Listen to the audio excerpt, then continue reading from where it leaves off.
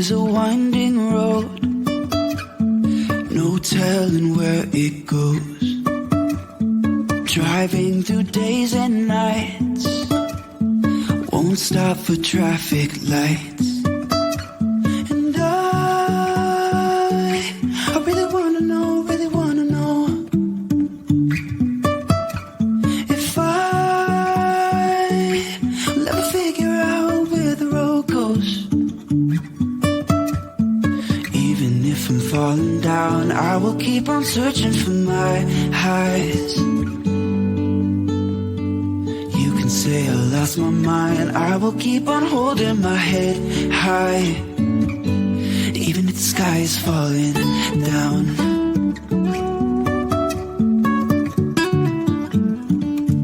Welcome back to Successfully Chaotic and one of my favorite series I've ever done, Unapologetically You. If you're new here, I'm Maria Daniels, and today I want to talk about something that I know a lot of you are feeling, but maybe you're not saying out loud. What do you do when you're giving everything you've got? Literally everything. And it still feels like you're failing everything. It still feels like it's never enough. Not enough for your business, not enough for you, not enough for your family. It's literally that gut punch moment where you're exhausted, stretched thin, and somehow you're still wondering if you dropped the ball yet again. So we're going to go there today because I want this to be real. I know I've experienced this more than one time. And just when I think I'm out of the woods with it, then boom, kind of life starts lifing again, and you're not really sure how to pick up those pieces. I really don't think we talk about this part enough. So for a lot of people that end up in those real and raw moments where they feel like they're failing everything, they feel like they're all alone. And I'm here to tell you, friend, you are not alone. It's something that I think every single one of us has felt at least once or twice. For me, like 1 or 2 million times, probably. It's that part where you're literally doing all the things. Maybe you're managing a business or running a company or raising humans. Maybe you're homeschooling or trying to get your kids to school on time so you don't get that truancy letter. Or maybe you're working a side hustle and you're dreaming of getting out of that 9 to 5 to do your own thing. And you feel like you're just failing. You feel like you're failing all of it. You look around at everyone's highlight reel and suddenly it feels like maybe you're the one that's broken. But I want to say this, and I want to say it super clear. You're not broken. You're in the in-between. And we get in the in-between all the time because, as much as it sucks to be in those moments, that's where growth happens. And if we don't end up in those moments, we literally stay the same. The space where everything matters, where everything feels urgent, those are the moments where it can make or break us. And that's also the moments where you feel like you're never really fully showing up anywhere because you're stretched so thin. I want to talk about that, the mental load on that. Like, we don't really name it. And it's not just, the to-do list. It's the emotional weight of being the one that has to keep all the plates spinning. It's the mental load of remembering everyone's appointments or making the decisions that no one sees. It's keeping the business afloat while your child needs you, or, you're having to, go through your marriage challenges, or, there's a death in the family, or the economy takes another change and you're like trying to figure out like, what's the best way to pivot my business? So, my team, my business, myself, we all survive this. It's a lot, right? It's invisible, but it is heavy. And the worst part is even when you're doing 100 things right, your brain will find the one thing that you forgot about and hang all your self-worth on that.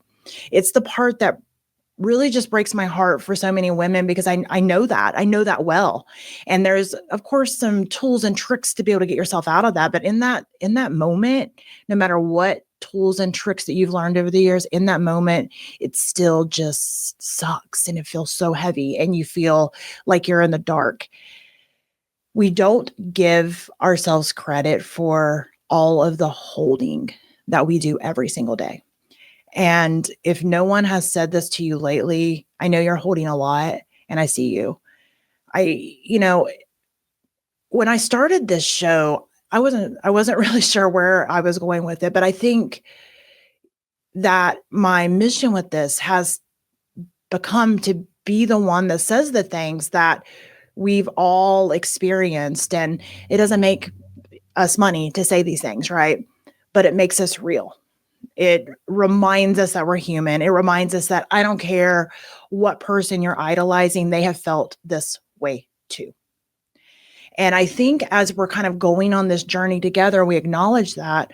We also have to kind of think about, all right, well, how do I acknowledge that I feel this way? How do I feel my feelings in that moment? Because I think that's super important. But also, how do we redefine that word enough?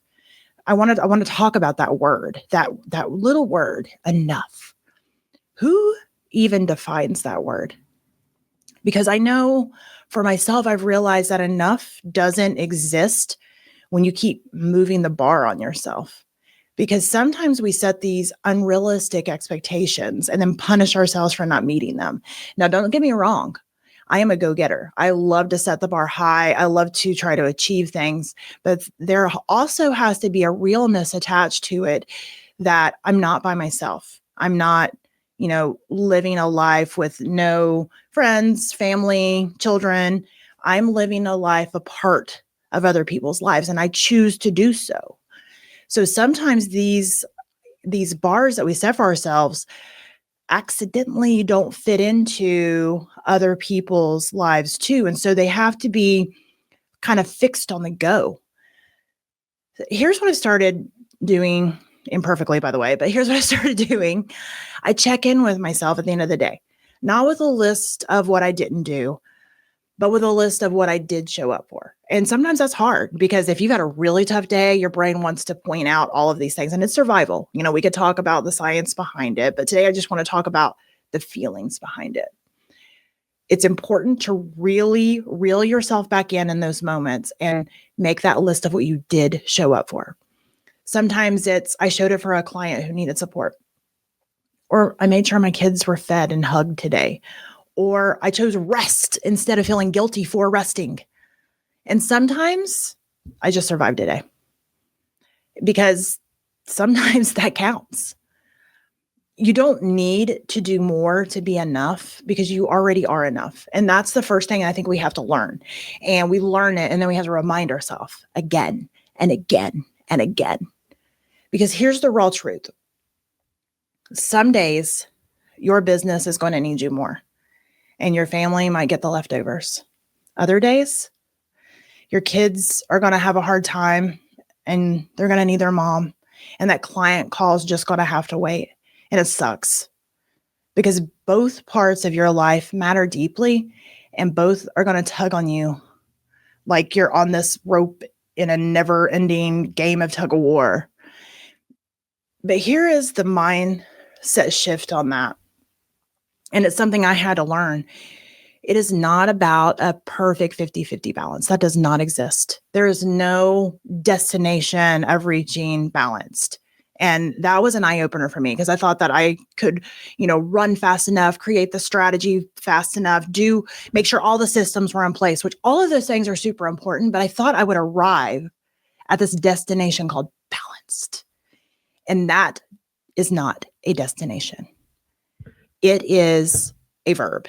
We are always balancing.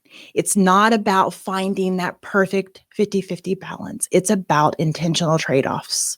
It's about making a choice today and trusting that you'll make the space for the other part tomorrow. You're not neglecting anything. You're navigating. And I think that's the key. If you're listening to this right now and you're in that place, the one that feels like you're spinning your wheels, you're missing milestones, you're never going to catch up, you're failing everyone and everything.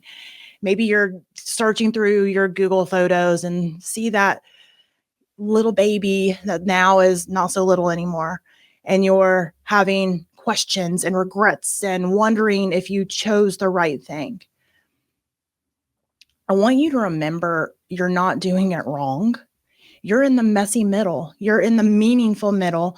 You're building a life with love. And maybe you decide to do things completely different. That's also okay. Or maybe you can say, you know what? I have navigated to the best of my ability. I have found balance where I could. I am chasing 2 things or maybe 5 things that I love so much, and it's hard. That life that you're building with love, it doesn't need to be picture perfect. It just needs you. It needs you real and present and unapologetically human. You're giving everything because you care. And that fact, the fact that you care so deeply, that's not weakness. That is your power.